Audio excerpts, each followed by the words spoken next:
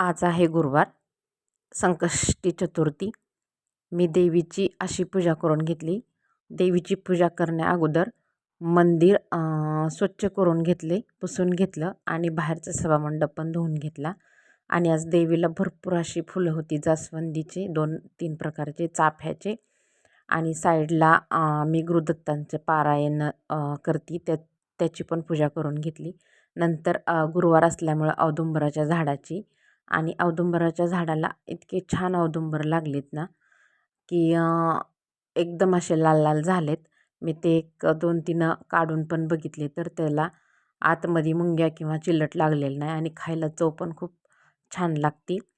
अशी पूजा केली आणि नंतर मी गेली शेतात.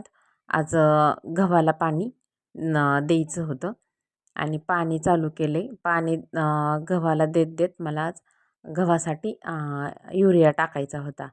एका बाजूला पाणी चालू आहे आणि एका बाजूला माझं युरिया टाकायचं काम चालू आहे. असं सकाळचं माझं रुटीन सुरू झालं. सर्वांना संकष्टी चतुर्थीच्या हार्दिक शुभेच्छा. कसं वाटतंय ही मॉर्निंग लुक आमचा?